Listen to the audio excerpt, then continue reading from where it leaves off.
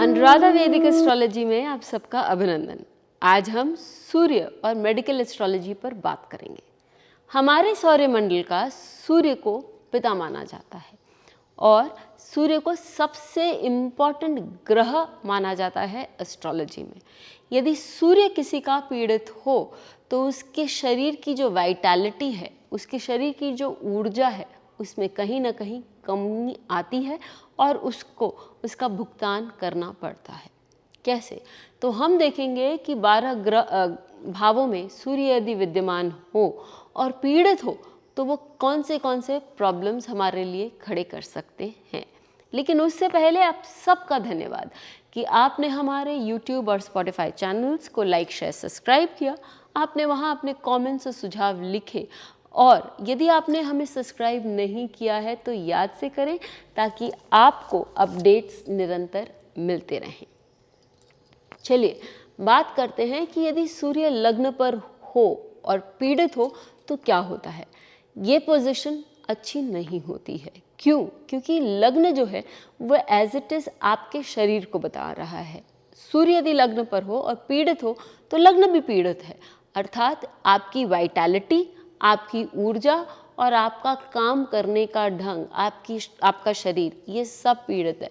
तो व्यक्ति जो है हो सकता है बहुत जल्दी बीमार पड़ जाता है, छोटी छोटी बातों में उसको बहुत जल्दी से जुकाम लग जाता है, वेदर चेंज के कारण उसको प्रॉब्लम्स हो जाते हैं क्योंकि उसकी जो इम्यून सिस्टम है वो कहीं ना कहीं पीड़ित है, वो कहीं ना कहीं कॉम्प्रोमाइज्ड है।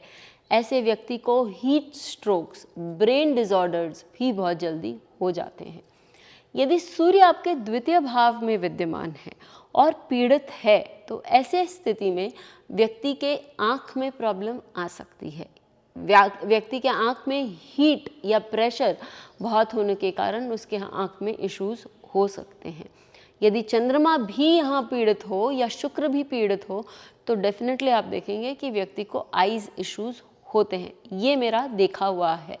और यदि हम तृतीय भाव की ओर चलते हैं, तृतीय भाव में यदि सूर्य विद्यमान है और पीड़ित है तो व्यक्ति को गले के जो वोकल कॉर्ड्स हैं उसमें उनको प्रॉब्लम हो सकती है। उनके वोकल कॉर्ड्स में उनको इन्फ्लेमेशन हो सकता है। बहुत जल्दी टॉन्सिल्स बचपन में यदि व्यक्ति देखे तो उनको हो सकता है, स्पेशली यदि थर्ड लॉर्ड भी पीड़ित हो। उनको फ्रोजन शोल्डर्स होने के चांसेस हैं या शोल्डर्स में, कंधों में इन्फ्लेमेशन, कंधों में बहुत तेज जलन आदि होने के चांसेस हैं। यदि आपका चतुर्थ भाव पीड़ित है और वहाँ सूर्य विद्यमान है, अर्थात सूर्य भी पीड़ित है, तो ऐसी स्थिति में माता को बहुत जल्दी इश्यूज हो सकते हैं क्योंकि चतुर्थ भाव माता का भाव है। एक तरह से वो उनके लिए लग्न बन जाता है। साथ ही व्यक्ति को डिपेंड करता है कि वो कौन से तत्व की राशि है। जल तत्व की राशि है तो फेफड़ों में पानी भर सकता है और वो चिड़चिड़ा हो सकता है व्यक्ति बहुत। यदि यही अग्नि तत्व की राशि है तो उसके फेफड़ों में बहुत जल्दी कोई भी इन्फ्लेमेशन, जिसको हम कहेंगे कि कुछ भी रोग हुआ और उसको बहुत जल्दी तकलीफ हो गई, वैसी चीज़ें हो सकती हैं। लेकिन उसकी तकलीफ का भी निवारण बहुत ईजिली हो सकता है क्योंकि जो अग्नि तत्व है वो बीमार जल्दी पड़ते हैं लेकिन वो बहुत जल्दी उस बीमारी से वापस निकल भी जाते हैं। यदि पंचम भाव में सूर्य हो और वो पीड़ित हो तो ऐसी स्थिति में व्यक्ति को अल्सर के प्रॉब्लम्स, एसिडिटी के प्रॉब्लम्स और उसको खान पान के प्रॉब्लम्स बहुत जल्दी दिखाई देते हैं और ऐसे व्यक्ति को अपने खान पान पर बहुत ध्यान रखना चाहिए। अल्सर रिलेटेड इश्यूज जो कि बड़े धीरे से बड़े होते होते इतने प्रॉब्लमेटिक हो जाते हैं कि व्यक्ति को फिर खान पान उसका जो है वो बहुत रिस्ट्रिक्टेड हो जाता है। यही यदि सूर्य व्यक्ति का षष्ठम भाव में हो तो वो कौन से रिलेटेड इश्यूज दे सकता है? वो आपको बाइल रिलेटेड इश्यूज दे सकता है, वो आपको पित्त की बीमारी दे सकता है और इस पित्त की बीमारी के कारण आपको बहुत सारे प्रॉब्लम्स का सामना करना पड़ सकता है। ऐसे लोगों को दस्त बहुत जल्दी लगती होगी क्योंकि उनके जो पेट में खाना है वो बहुत जल्दी रिटेन नहीं होता सकता।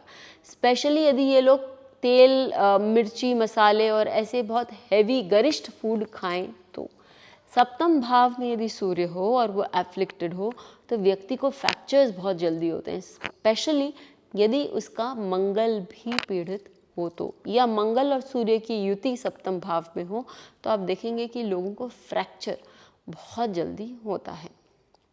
और ट्रांजिट कभी वहाँ पर से शनि का चला जाए, राहु का चला जाए तो वो मल्टीपल फ्रैक्चर्स दे सकता है, शनि का चला जाए तो उसको बहुत समय लगता है वो फ्रैक्चर ठीक होने में। यदि हम अष्टम भाव की बात करें, अष्टम भाव का सूर्य पीड़ित वो भी प्रॉब्लमैटिक होता है। क्यों? क्योंकि अष्टम भाव आपको क्रोनिक डिसऑर्डर्स देते हैं और सूर्य आपके वाइटैलिटी को या आपकी ऊर्जा को कम करते हैं। पैरालिसिस आदि ऐसे प्रॉब्लम्स जो कि लंबे अंतराल तक चलते हैं और जो आपके इम्यून सिस्टम को खराब करते हैं, ऐसे प्रॉब्लम्स व्यक्ति को हो सकते हैं, स्पेशली यदि बुध पीड़ित हो तो।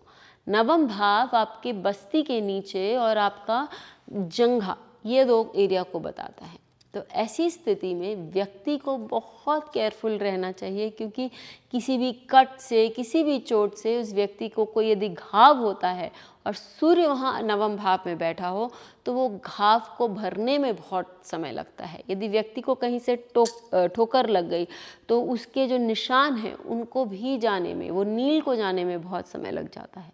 दशम भाव आपके घुटनों को बताता है, आपके नी कैप को बताता है। यदि सूर्य वहाँ विद्यमान है और वो पीड़ित है तो वहाँ पर आप देखेंगे कि ल्यूब्रिकेशन कमती होने के कारण या कभी आपको गिरने के कारण आपको क्रैक्स आ सकते हैं, जो कि आपको बहुत पीड़ा दे सकते हैं। यदि वो वायु तत्व की राशि हुई तो व्यक्ति को थोड़ा समय लगता है, लेकिन वो ठीक हो जाता है और व्यक्ति फिर से चलने फिरने लगता है। अग्नि तत्व में यदि यहाँ पर बुरी तरह से सूर्य पीड़ित है तो ऐसा जो सूर्य है, क्योंकि ये दिग्बली है, तो आपको प्रॉब्लम भी काफ़ी अच्छी दे सकता है, मल्टीपल फ्रैक्चर्स दे सकता है। यदि गुरु या शुक्र का वहाँ कोई एस्पेक्ट नहीं हो तो ऐसे समय में व्यक्ति को थोड़ा केयरफुल रहना चाहिए। बात करते हैं एकादश भाव की। मैंने बोला कि सूर्य आपको कट्स, वुंड्स, ये सारी कोई भी चोट, कोई भी मार आदि इनसे पीड़ित कर सकता है। एकादश भाव में जो कि आपको पिंगलियाँ, मांसपेशियाँ को बताता है, यदि वहाँ पर प्रॉब्लम्स हो और स्पेशली यदि कहीं चोट आदि लगे तो व्यक्ति की उन चोटों को भरने में बहुत समय लगता है। द्वादश भाव में यदि सूर्य हो और वो कोई भी फ्रैक्चर आदि पैर में, स्पेशली व्यक्ति को चलते चलते यदि व्यक्ति गिर जाता है, ये सारी चीज़ें हैं, तो व्यक्ति को बहुत समय लगता है इन चीज़ों से बाहर उभरने का।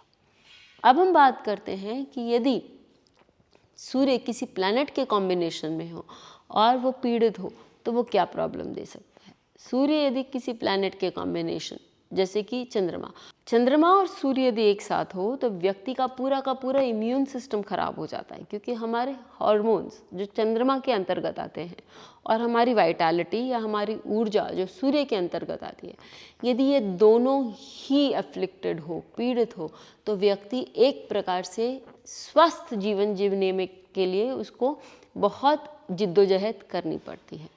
यदि चंद्रमा, सूर्य और मंगल एक साथ हों और पीड़ित हों तो वो व्यक्ति अक्सर चोट का शिकार होता है। उसको एक्सीडेंट से बचना चाहिए, उसको मारपीट से बचना चाहिए, क्योंकि उसकी मांसपेशियां, उसकी हड्डियों में कहीं भी चोट कभी भी लगने की संभावना है।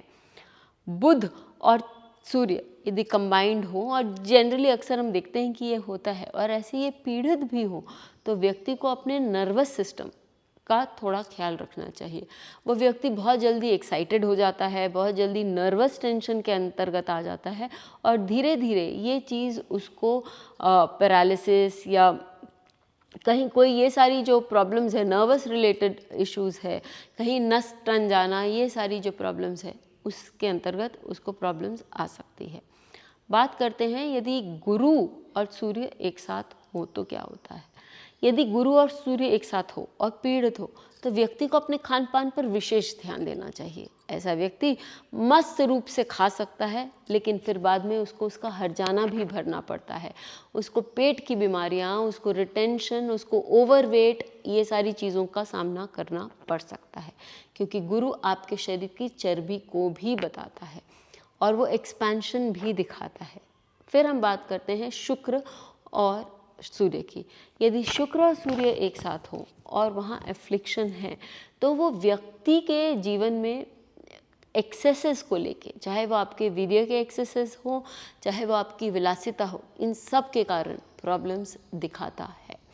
और यदि शनि और सूर्य एक साथ हों तो हम जानते हैं कि वो आपके वाइटैलिटी को, आपके इम्यून सिस्टम को लो करते हैं, क्योंकि वो आपको जीवन में फ्रस्ट्रेशंस और कड़ी मेहनत का सामना कराते हैं, जिसके कारण व्यक्ति आगे चलकर थोड़ा सा डिप्रेस्ड भी रहता है, या फिर उसके जो शरीर के जो रिलेटेड इश्यूज़ हैं वो धीरे धीरे उभर कर आती हैं। स्पेशली ओल्ड एज में बोन रिलेटेड इशू ऐसे लोगों को बहुत देखा गया है। आप भी अपने चार्ट में लगा के देखें कि कौन सा कॉम्बिनेशन आपके चार्ट में बैठ रहा है।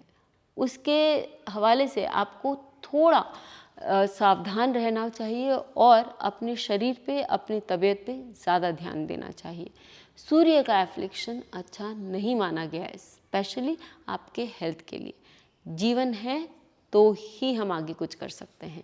फिर मिलेंगे, बेल तब आइकन तक को के लिए दबाएं ताकि धन्यवाद। आपको वीडियोस की अपडेट मिलती रहे। हमारे वीडियोस को लाइक करें, शेयर करें, उन पर कमेंट करें और हमारे चैनल को सब्सक्राइब करना न भूलें।